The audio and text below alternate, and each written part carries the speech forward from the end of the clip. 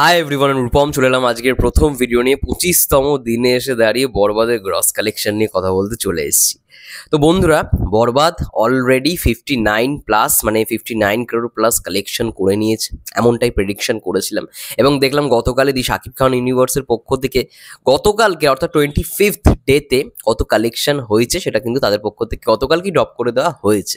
তো সেটা নিয়েই কথা বলবো এবং প্রেডিকশন দেখা যাক কতটা মিলল। তারা জানাচ্ছে ডোমেস্টিক গ্রস কালেকশন বাংলাদেশের সকল মাল্টিপ্লেক্স এবং সিঙ্গেল স্ক্রিন থেকে বরবাদের 25তম দিনে বরবাদের মানে গ্রস কালেকশন প্রায় 83,70,000 টাকা। ভাই ব্যাপক কালেকশন করেছে। 1 কোটি হয়নি, সে আর কি করা হবে, সবসময় কি 1 কোটি 2 কোটি হবে নাকি প্রতিদিন?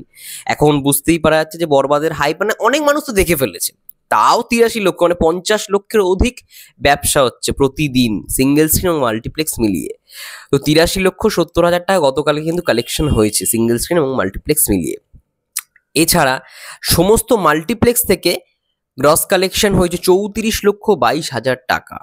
হিউজ কালেকশন করেছে মাল্টিপ্লেক্স, কালকে অনেক বেশি কালেকশন দিয়েছে, ভালোই কালেকশন হয়েছে। যাই হোক, আচ্ছা, ঢাকার ঐতিহ্যবাহী মধুমিতা সিনেমা হল থেকে বরবাদের 25তম দিনের গ্রস কালেকশন গতকালকে হয়েছে 1 লক্ষ টাকা।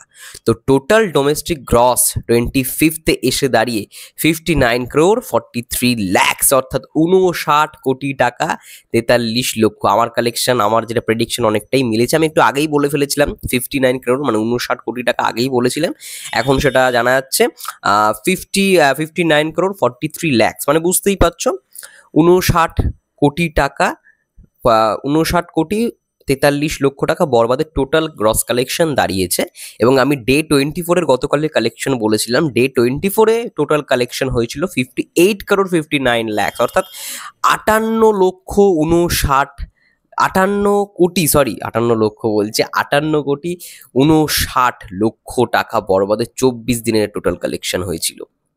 এই হচ্ছে গ্রস, মানে এখনো পর্যন্ত টোটাল গ্রস হচ্ছে 59,43,00,000 টাকা। হিউজ কালেকশন ভাই, এই কালেকশন ধারের কাছে নেই সত্যি কথা বলতে। এবং এটা ভালো লাগছে যে বরবাদের পরে যদি কোনো ছবি হয়ে থাকে ভালো মাল্টিপ্লেক্সে কালেকশন করছে, সেটা হচ্ছে জঙ্গলি। খুব ভালো হয়েছে ছবিটার প্রথম দিক থেকেই, মানে যবে থেকে টিজার বেরিয়েছে, যবে থেকে ট্রেলার বেরিয়েছে, আমার কিন্তু একটা সাপোর্ট ছিল। কারণ এই ছবিটার মধ্যে না কোথাও গিয়ে মনে হচ্ছে যে হ্যাঁ, একটা ভালো কিছু দেখানোর চেষ্টা করেছে মেকার্সটা, এবং তাই হয়েছে। এবং রিসেন্টলি একটা গান বেরিয়েছে, তোমরা গানটা জানি না কতজন দেখেছো, নান্টু ঘটক 2.0। গানটা যদি না দেখে থাকো একবার দেখো, কীভাবে ম্যাশআপটা করেছে আর রিমিক্সটা করেছে, আমার ব্যাপক লেগেছে। গানটার যে ক্রিয়েশনটা না আমার ব্যাপক হয়েছে। নান্টু ঘটক তো তোমরা অনেকেই শুনেছো, এটা কিন্তু নান্টু ঘটক 2.0। হেব্বি মজা পাবে। তো বরবাদের টিম যেমন জঙ্গলিকেও সাপোর্ট করেছে, জঙ্গলির টিম আর সিয়াম আহমেদ তো প্রথম থেকে ছিল, সিয়াম আহমেদ, দিঘি, এরা তো বরবাদের সেই ফার্স্ট লুক মোশন পোস্টার সেদিন সেই অনুষ্ঠান থেকে তারা ছিল।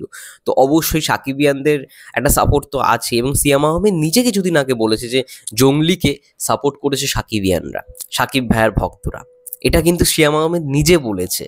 এবং আমরা এখন মনে আছে, আমি যখন টিজার রিয়াকশন করেছিলাম তখন অনেক সাকিবিয়ানরাই বলেছিল যে টিজার রিয়াকশন জঙ্গলি নিয়ে দাদা কথা বলো, তো সেটার জন্যই করেছিলাম। জঙ্গলি ভালো সিনেমা হয়েছে, অনেকে মানে কান্নাকাটি করে বেরোচ্ছে হল থেকে। যাই হোক, আমি দেখবো, ছবিটা এলে অবশ্যই দেখবো। ইন্ডিয়াতে তো রিলিজ করবে না, ওটিতে এলেই দেখতে হবে। তার আগে বরবাদ রিলিজ করবে পরের মাসে, অর্থাৎ আগামী মাসে মে মাসে কিন্তু বরবাদ ইন্ডিয়াতে রিলিজ করছে। আই থিঙ্ক এই মিডিল বা সেকেন্ড উইক করেই বরবাদ রিলিজ করবে আমাদের ইন্ডিয়াতে। দেখা যাক কটা হল পায়। এবং আসামে তো আই থিঙ্ক ভালো রকম সাকিবিয়ান রয়েছে, সেখানে আগে হল পাওয়াটা দরকার।